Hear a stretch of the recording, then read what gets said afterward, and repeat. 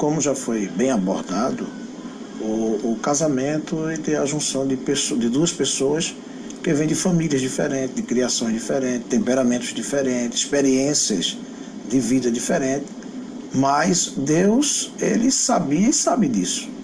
E onde estão as orientações para administrar esses conflitos? Está na palavra de Deus. Então é necessário que esses casais que estejam atravessando, administrando esses conflitos, vão para a palavra, observem passagens bíblicas, vejam experiências de casais que passaram por situações que eles estão passando e como foi resolvido esses problemas.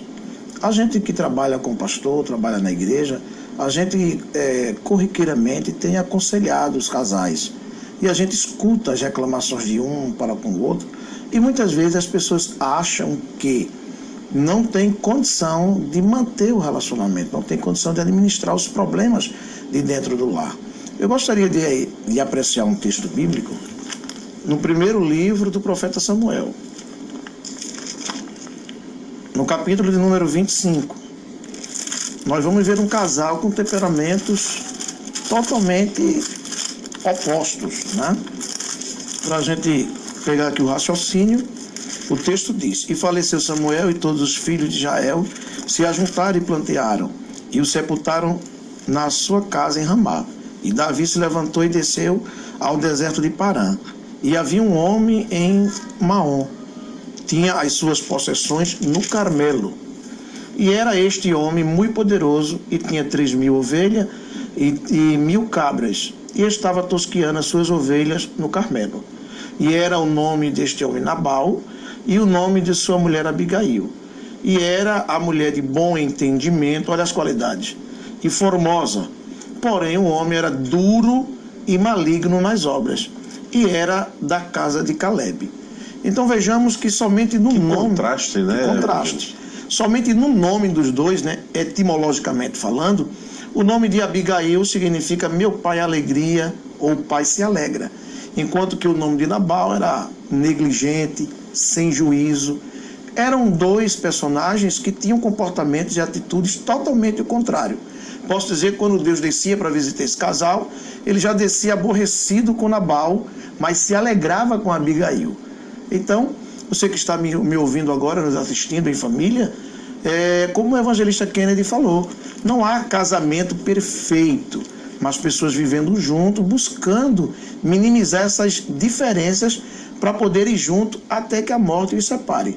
Então veja que enquanto Nabal tinha comportamento que aborrecia Deus, aborrecia os da sua casa, aborrecia os da sociedade, Abigail, em contrapartida, o texto nos mostra, todo o contexto do texto nos mostra que ela era uma mulher de oração, uma mulher prudente nas suas obras. Então o que é que nós aprendemos com este casal e podemos falar sobre esses dois pontos que foi colocado aqui, sobre a frieza e a indiferença. Abigail poderia ter se rendido à frieza e à indiferença de Nabal, mas ela lutou pelo seu marido, ela lutou pela sua casa, ela foi ao encontro do rei Davi, ela intercedeu pelos seus. E o texto diz que ela foi vitoriosa junto com a sua família. Isso é interessante, né? Às vezes o relacionamento não está bem, está com problema, mas um dos cônjuges vai fazer sua parte, né? Vai lutar para que o casamento não se desfaça. Justo. Não é? Pois bem, vamos caminhar aqui na nossa tela com o nosso roteiro: ataques aos filhos, rebeldia, violência, abusos, desalento, automutilação. Criar filhos hoje, evangelista Marcos, evangelista Kennedy, eu considero uma das tarefas mais difíceis que o ser humano possa encontrar. Por quê? No nosso tempo, a gente é jovem, mas uns jovenzinhos já rodados, usados, né? Como diz o nosso pastor, e quando a gente era garoto era mais fácil, não é? Isso. As coisas eram mais definidas, né? Pai, pai, mãe, mãe, filho, filho, falou, cala a boca, acabou-se. Hoje a coisa é diferente. Estamos vivendo na era da informação, não é? Os nossos filhos são atacados pela internet, eles são atacados pelos serviços de streaming, não é? Que oferecem filmes, séries e tantas coisas Quando você abre lá um menu, um portfólio, você vai ver milhares de filmes à disposição para você assistir. Aí tá lá os adolescentes vendo toda sorte de coisa, não é? Sendo atacado, a mente deles sendo moldada pelo mundo. Tem essas questões aí de violência, viver num mundo extremamente violento, onde a cultura de violência ela é vendida como um produto, né? Os MMAs da vida, né? Os Ultimate Fightings da vida, né? Então, a violência é um produto. Aí vem tudo isso. E às vezes, uma rebeldia que está sendo fomentada pelo reino das trevas. O filho, a filha está com um comportamento esquisito, diferente, não quer obedecer a ninguém. É uma pessoa que está completamente tomada de ódio, Evangelista Marcos. E aí pai e mãe tem que ter muito tato, né? Para lidar com isso, não é verdade? É verdade. Inclusive, é bom lembrar que, por mais conhecimento que os pais tenham, mas ele precisa também ter bom relacionamento com os filhos para poder repassar esses conhecimentos, essas instruções. Por exemplo, no livro de Deuteronômio, no capítulo de número 6, a orientação de Deus para os pais de Israel, no que tange a criação dos filhos, nós vemos que o texto discorre que os pais têm que se relacionar bem com os filhos para que eles possam ter uma forma confortável de passar essas instruções. Porque, como o senhor bem falou, todas essas mídias aí, elas são atrativas. Então, às vezes, o pai, quando vem de uma forma que é cansativo para os filhos. Os filhos não suportam aquela instrução. É por isso que queremos ver esse texto bíblico, porque ele traz alguns detalhes, algumas instruções. Deuteronômio, capítulo 6, versículo de número 4 em diante. Ouve, Israel, o Senhor, nosso Deus, é o único Senhor. Amarás, pois, o Senhor teu Deus de todo o teu coração, de toda a tua alma e de todo o teu poder. E estas palavras que hoje te ordeno estarão no teu coração. E as intimarás a teus filhos, e delas falarás assentado em tua casa, e andando pelo caminho, e deitando-te e levantando-te. O versículo 7 nos traz 3 cenários específicos. O primeiro diz, assentado em tua casa. O segundo, andando pelo caminho. E terceiro, deitando-te e levantando. Isso quer dizer que os pais não devem deixar para se relacionar com os filhos somente na hora da correção, somente na hora de passar um carão, como a gente está acostumado a falar.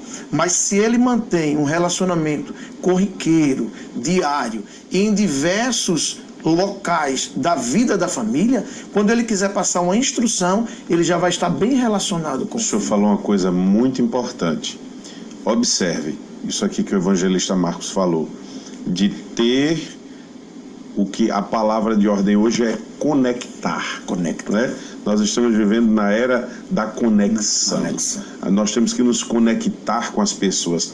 Às vezes, evangelista Marcos, nós nos conectamos com todo mundo, menos com nossos filhos. Menos com os filhos. Não é? Isso que o senhor está falando é muito importante para a gente que é pai, não é? Para você que é mãe. Observe isso. Você tem um link com o filho, você tem um ligame com o filho. E aí fica mais fácil para comunicar um ensino, uma orientação, não é verdade? É verdade. Inclusive, nós observamos aqui que a criança, o adolescente, ele também quer se comunicar com os pais. Ele também quer compartilhar suas vivências, suas experiências, suas frustrações. Mas muitas vezes os pais estão blindados num mundo mais amadurecido, um mundo mais onde está regendo as contas, as atribuições, as responsabilidades, e ele não desce a esse mundo. E o texto diz o que aqui? Assentado em tua casa, ou seja, cabe aos pais criar esse momento. Depois ele diz, andando pelo caminho, ou seja, indo à casa do Senhor, conversando com os filhos, proporcionando, criando situações para que eles desabafem, para que eles conversem de forma recíproca. E depois ele diz também, deitando-te e levantando-te. Ou seja, no horário de dormir, conversar, saber como é que foi o dia, criar situações. Pela manhã, ao começar o dia, da mesma forma. Isso vai fazer com que os filhos aproveitem este momento e coloquem para fora aquilo que ele quer conversar com o pai. Extrair do pai um conselho, uma orientação. Então, para que a criança ou o adolescente faça isso, ele tem que se sentir seguro, confortável, tranquilo de expor aos pais. Isso é muito importante, Evangelista Kennedy. Às vezes a criança, o adolescente, está sofrendo bullying, está sofrendo algum tipo de abuso, não é?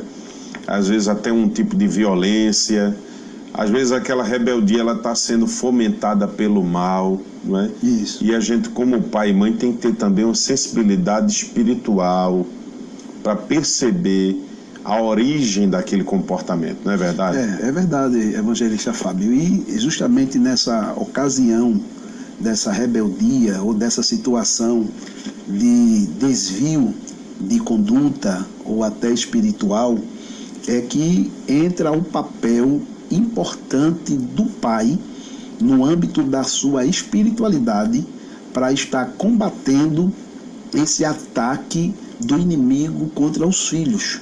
Porque é aquilo que nós vimos na primeira etapa, que o diabo, ele não desiste da nossa família, porque ele destruindo com o bom relacionamento que há entre o pai e os filhos, ele está destruindo, literalmente atingindo a sociedade, atingindo a família e atingindo a igreja. Então é justamente o papel do casal. Tabela, né? Por tabela, o inimigo ataca a família, atinge a igreja, a sociedade. Isso, exatamente. É? Porque o papel dele é isso aí, não é? E corroborando com esse texto de Deuteronômio que o evangelista Marcos ele compartilhou, nós sabemos aquele versículo do sábio Salomão em Provérbios 22:6, instrui o menino no caminho em que se deve andar. Então, é papel dos pais de instruir, de ensinar, de orientar, de mostrar o certo e mostrar o errado.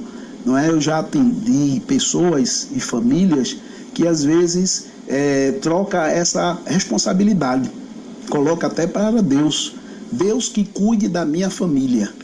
E a gente entendemos que o que é para Deus fazer, o homem não faz.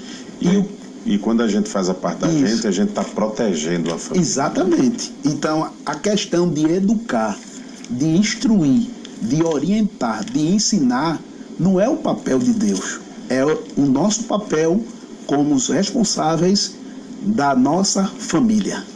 Muito bem, vamos à frente aqui. Ataques às finanças. Me diga quem é que não está em aperto, não é, evangelista? Mas nesse tempo que nós estamos vivendo. Carestia, os preços são altíssimos, né? Essa semana eu entrei no supermercado, fui comprar umas coisinhas, quando eu vi já estava, digo, meu Deus do céu, né? Então, prejuízos, endividamento, o índice de endividamento do brasileiro subiu absurdamente, né? Custo de vida alto, desemprego. Nós presenciamos como brasileiros recentemente a saída de um fabricante de automóvel do país que deixou milhares de pais desempregados, de famílias desamparadas. Então a gente observa que há um ataque do mal também na família nesse aspecto. Por quê? Evangelista Marcos, evangelista Kennedy, quando se ataca a fonte de renda da família, vem angústia, vem tristeza, as dívidas geram insônia, até depressão. Então a gente observa que também tem um ataque do mal nisso aí. Não é verdade, evangelista Marcos? É verdade. Nós estamos vivenciando um momento muito atípico para todos. E sabemos que o nosso Deus, Ele há de cuidar de cada um de nós. Mas no dia a dia, na realidade de cada família que estão nos assistindo agora, o que fazer, né? Qual o caminho a trilhar para minimizar esses ataques? Eu estava observando que alguns termos dessa palestra de hoje são termos bélicos, né? Ataques são quando o inimigo está atacando um país, uma cidade. Então, o que fazer para se defender? Quais são as baterias antiaéreas para esses... As defesas para este ataque, né? Estamos no ponto aqui sobre ataques às finanças, aperto, carestia, prejuízos, endividamento, desemprego. Ora, na Bíblia nós vemos várias passagens onde as famílias ficaram em situações como essa. Há uma passagem bíblica que a viúva, né, está com os débitos que o marido deixou e agora os credores queriam levar até os filhos, né? Veja que refletiu nos filhos, não foi? Nos filhos. Atacou a família, né? O aperto, o prejuízo, o endividamento. E aí ela foi ao homem de Deus. Ela foi buscar refúgio em Deus. É interessante que a gente sempre está indo buscar resposta na palavra, porque nós percebemos, como o senhor bem introduziu no início do programa, que o cenário que nós estamos vivendo no momento são ataques malignos contra as famílias, contra a sociedade. Então, as baterias antiaéreas, né, as baterias de defesa, elas já foram colocadas por Deus para nós tomar posse dela. Quem tomar posse dela vai fazer uma boa defesa para a sua família. Quem não se apossar dela será atingido pelos ataques do inimigo. E aí, evangelista, além, obviamente, do posicionamento espiritual, de buscar Deus e orar, o pai de família, a mãe de família tem que se adaptar a esse momento, ser inteligente, né? Abrir mão do que é supérfluo, se apegar ao que é essencial. Justo. Não é, evangelista Kenny? Exatamente. Que às vezes não dá para usar uma roupa cara, de marca, mas compra uma roupazinha mais simples. Justo. Né? Isso. Não dá para ir todo domingo pro restaurante, agora a gente nem está podendo devido ao fechamento. Né? Mas assim, não está podendo gastar muito, então vai numa lanchonetezinha comer um cachorro quente, tomar um sorvetinho com os meninos, ou seja, vai se adaptando. Adaptando, né? Exatamente. Até porque que nós entendemos que a questão das finanças, ela sempre foi uma situação de aperto, não é? Eu me lembro que meus pais, nós somos de uma família simples, e minha mãe dizia assim: Kennedy, eu sou o filho mais velho, e ela dizia: vá na padaria, me dava R$2, dizia: compre esse dinheiro todinho de pão. E a gente fica com a sacolinha cheinha, não é? Mas estamos cada vez mais que os anos se passam, as décadas vai se aproximando, vai se passando, a área financeira vai também apertando. E a Bíblia diz que nós devemos estar contente com aquilo que chegar em nossas mãos. Aprender a viver com o que tem, né, evangelista Kennedy? Com pouco ou com muito. Se o momento está de economizar e é uma questão de administrar no pouco, então devemos se conter com pouco, não é? E entendemos que a riqueza é uma dádiva de Deus. A questão não é a riqueza, é como diz lá o apóstolo Paulo ao seu filho na fé, Timóteo, que é o amor do dinheiro, que é a raiz de todos os males. E é justamente aí que nós devemos saber administrar diante dessa situação, para não abrir brecha para o inimigo atacar e destruir com a nossa família nessa área das finanças. Tem até um livro que eu quero aproveitar e dar uma dica de leitura aqui para você, evangelista Marcos, chamado Antes que as Dívidas nos Separem. Dívida também separa, né? A gente vê casais que não aguentam o problema, o aperto, e termina perdendo ali aquela conexão com o outro. E não dá para ostentar, né, evangelista? Tem que ser simples e viver com o que dá para viver. É verdade. O que nós aprendemos na palavra de Deus é que aquilo que nós temos está dentro da vontade de Deus. Se Deus, até o momento, permitiu que a renda familiar seja um salário mínimo, é porque Deus, no momento, quer que os cônjuges tenham sabedoria ou busquem sabedoria para administrar aquele salário mínimo. Se Deus permite que aumente mais e vá aumentando, é porque Ele quer que aquela família vá melhorando de vida. O apóstolo São Paulo, escrevendo a Timóteo, na sua primeira carta, no capítulo 6, e o versículo número 7 e 8, ele exterioriza justamente isso que nós estamos falando. Ele diz: porque nada trouxemos para este mundo, e manifesto é que nada podemos levar dele, tendo, porém, sustento, e com que nos cobrirmos, estejamos com isso contente. Ele não está dizendo que a pessoa não deva buscar melhoras, fazer um curso, fazer uma graduação, uma pós-graduação, se colocar melhor no mercado de trabalho. Ele não está falando contrário a isso, não. Isso é salutar, isso é importante e deve ser assim. O que ele está dizendo é que ele entende, ou ele entendeu, o apóstolo São Paulo, com a sua experiência de vida, que o que ele tinha no momento era o que Deus estava proporcionando para ele, para aquele momento. Então cabia a ele entender isso em primeiro plano e depois se adaptar àquela realidade do que ele tinha. Evangelista Marcos, o senhor tocou num ponto nevrálgico. Isso que o senhor falou eu chamo de a verdadeira felicidade, não é? Porque quando a gente observa, evangelista Kennedy, o conceito que o mundo tem de felicidade é de que a pessoa é rica, não é? É de que a pessoa tem iates, a pessoa anda montada numa Ferrari, só usa uma roupa Giorgio Armani, quando na verdade o apóstolo ele deixa bem claro, não é, nesses textos que o senhor falou, que é muito interessante. Ele diz que tendo com que se vestir, não é, tendo sustento com que se vestir, estejamos contentes. Ele está dizendo o seguinte: se você tem o básico, seja feliz com o básico. Isso. Não é? Se a pessoa souber viver com o que tem e ser feliz com o que tem, raramente Satanás vai conseguir brecha para atacar nessa área.